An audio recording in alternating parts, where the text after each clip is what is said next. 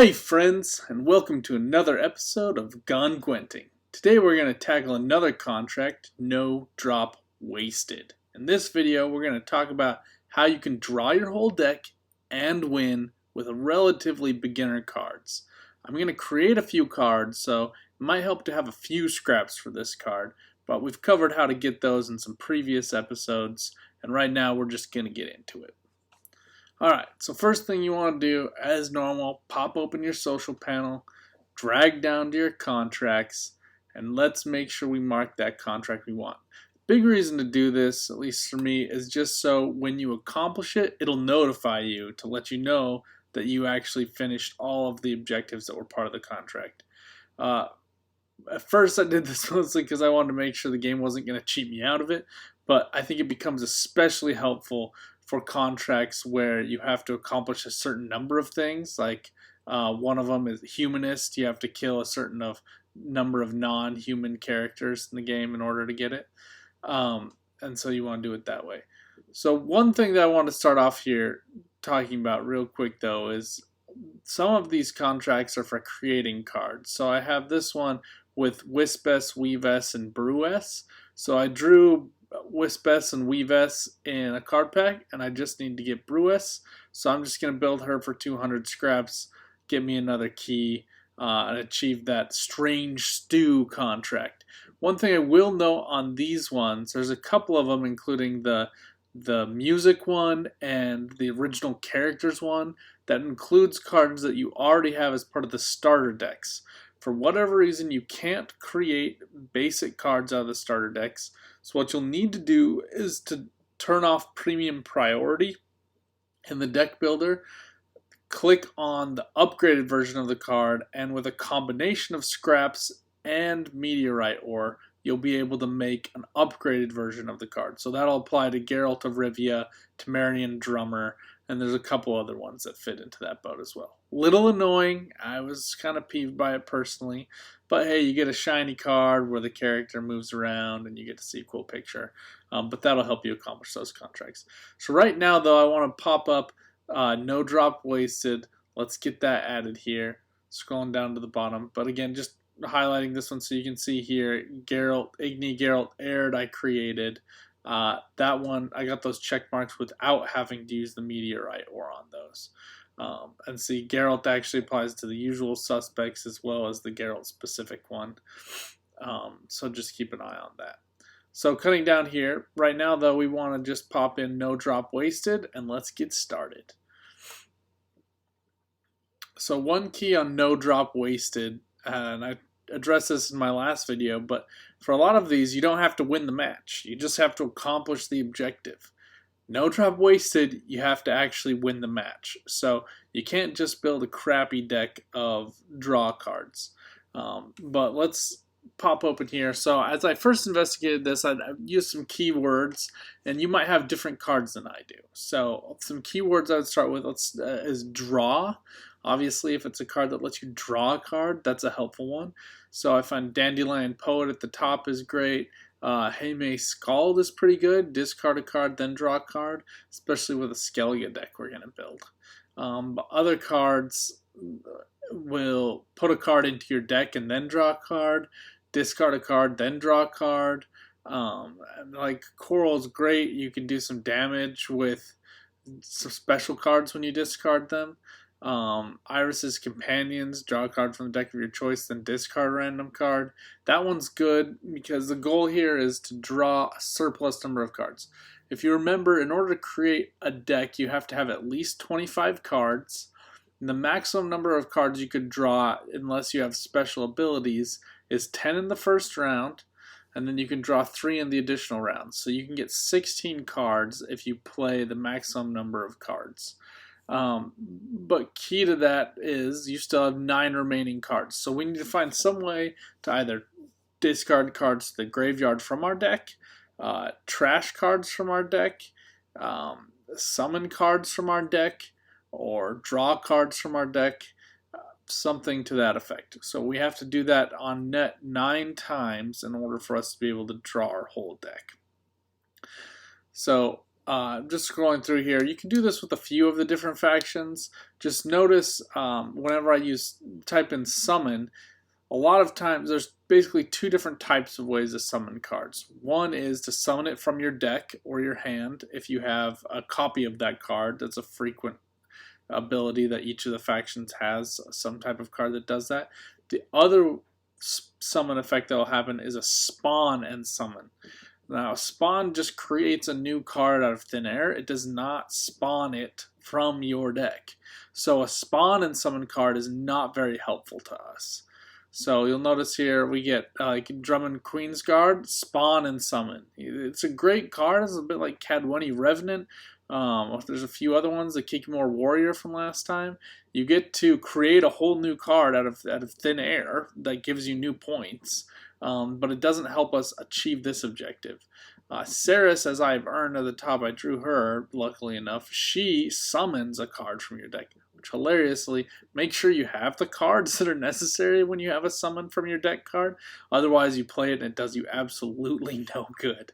All right, so one thing I did want to talk about here. Roach is one of the best cards for just thinning out your deck, right? So he gets played anytime you have a gold card. I was concerned because I knew I had achieved an achievement called "Can I get Roach now?" And that's what I was checking there to make sure that it wasn't supposed to be a reward I got. It's not. So you want to pop up in, if you don't have Roach, buy him. Totally worth buying. And I think this dovetails with my other video on the 3 Witchers that are part of the reward book that you can get: Vesemir, Eskel, and Lambert. So those 3, whenever you play one of them, will draw out the other 2. Conveniently, those are all 3 gold cards. So whenever you play them, Roach will get drawn as well. So let's see here, I'm looking at some other draw cards. Knickers is a great bandit card. He will randomly raid the battlefield. He's a bit like Roach, except there's no predictability to when his character will play. There's an elf card, Ailerin, I think is what her name is, who, if you have 5 elves in play, she will come onto the battlefield. So there's a couple of different cards who have this dynamic. Build the deck that works for you. I found, at least for a free-to-play player early on, these were some of the easiest ones. These are 200 scraps each, the Roach, Eskel, Vesemir, Lambert, and the Eskel, Vesemir, Lambert trio you get through that reward book challenge. That's pretty low cost in keys relative to their value. So highly recommend those cards as part of this. Then let's add in all these other summon cards. Now I don't have Drummond Queensguard. I probably should have paid to buy her, especially since I have Ceres. I do that later on, but for this video, I didn't even do that. So now otherwise, Hey May Scald, great card for this. Discard a card, then draw a card. Again, we just want to, on net, 9 times pull out cards that we wouldn't normally get. So from the Witchers, we get 3 of those 9. So if I play Vesemir, I get Eskel, Lambert, and Roach. And then right here, I think the other thing you have to always keep in mind is we still got to win this thing. So I'm adding in Blackhand, boosts pirate ships when played, damages random enemy whenever you play pirate. So I'm going to build the rest of this deck out with ships and pirates. I find them super annoying when I play against them, so I figure why not? Let's do that. Now, one of the pirates is especially good here in this instance. Hammond is good for points. He'll boost ships or pirates depending on whether you play him on melee or ranged, but Damoon Pirate will move the top card of my deck into my graveyard. Remember, we can always check your deck by looking at the bottom right when you're in play. Hold down, see what's in there. If you don't have any gold cards, use a Damoon Pirate for this quest, right? So we just need to get through cards. Then Darren will move a card from my deck to your graveyard. He gives you more of a choice, whereas Damoon Pirate will just take the top card and move it into the graveyard. So we have our deck built here. We're currently at 26 cards, which is 1 over. Now I could thin it out and run a little dry on provisions, but again, we still have to win this one. So as you'll find out here, I'm going to run through this play. I was down 8 provisions, and it didn't really work out for me. I also made some pretty bad mistakes. Now that Twirsich Swordsman, you'll notice this is obviously in speed mode, but when I discard him, he actually gets played. So he's actually a great card for this deck. He's only 2 vitality, which isn't super great for your points, but he's basically a free 2 points. Now, a couple things that I learned here. So the Armored Drakkar is one of the best duos in the game when you play him with Svalbard Priest. I, for some reason, didn't think about that when I originally built the deck, and later I build them in. I also noticed when I played Ceres that you have to make sure to have the card that she summons from your deck. I was supposed to summon a Queen's Guard when I played her to the range row. I didn't have one in my deck, which is why I didn't summon one. I highly recommend you read a card before you play it, but not all of us can be geniuses. Alright, so that one I did not win, though on the second round I got a bit closer. I was down by 3. I just realized here that I had a big point deficiency. I didn't have very much flexibility, and so I went back and rebuilt this deck a little bit. So like I said, I think one of the best card combos in the game is that Svalbard Priest and the Armored Drakkar. Reason for that is the Svalbard Priest damages the card to its right by 1 point and then gains 2 points in vitality. When you're doing damage to Armored Drakkar, it almost always has armor. Reason for that being, at the end of any turn where it doesn't have armor, it gets 2 armor back. Alright, now you want to come in here. I find it really helpful to name my decks, otherwise you just look at Sacrificial Vanguard number 19, and especially if you reuse that leader title for Sacrificial Vanguard, you will have no idea which deck you're about to use, which can cause you a little bit of frustration, especially in seasonal modes. This isn't a deck I really wanted to reuse either.